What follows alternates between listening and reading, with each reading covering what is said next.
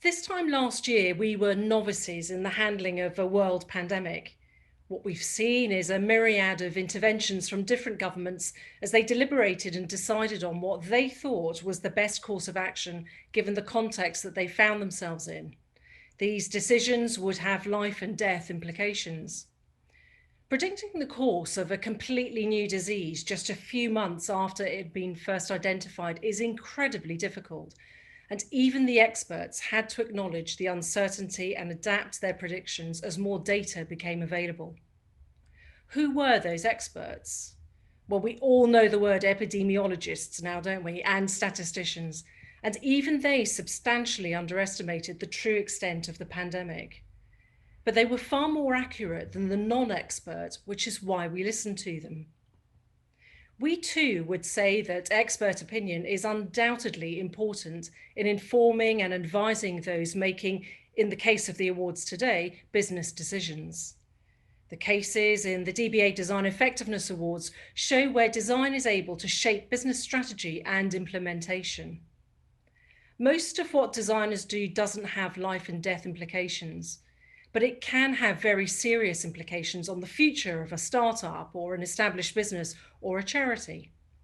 The cost of getting design wrong could be fatal for a business, and that in turn has an impact on their employees and suppliers, their customers, the locality within which they sit, their ability to export.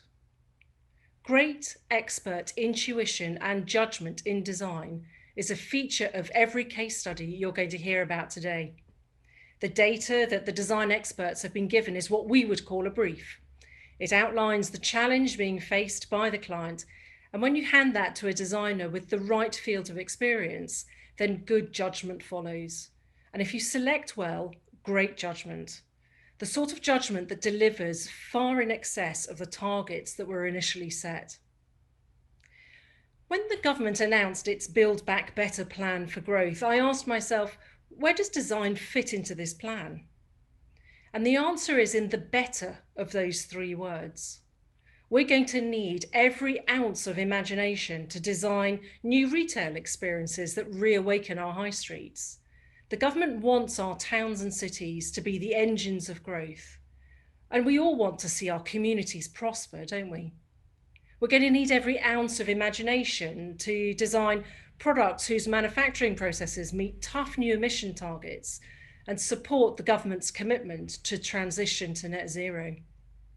And we're going to need every ounce of imagination to design world-class services that keep our financial sector, for example, at the forefront of development, supporting the government's vision for a global Britain.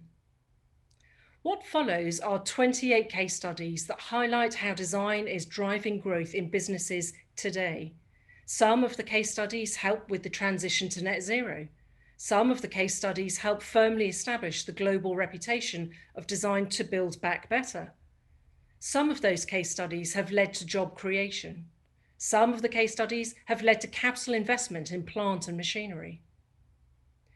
The government says that combining new approaches with our well-established strengths will deliver growth, and today I'm asking the design industry to embed itself in that strategy. Look to find new purpose in your productivity for others. Turn the power of your collective imagination to the toughest challenges. And 2 or 3 years from now, we'll be seeing case studies that don't just up the game for the UK, but up the game for future generations whose livelihoods, whose quality of life depends on us getting this right. Enjoy the next hour or so. Really listen to the impact that you and your peers are having. It's our collective achievement that makes the creative industries a force to be reckoned with. Congratulations on making the cut today, and enjoy your win. Take time to celebrate and then tell the world what you've achieved.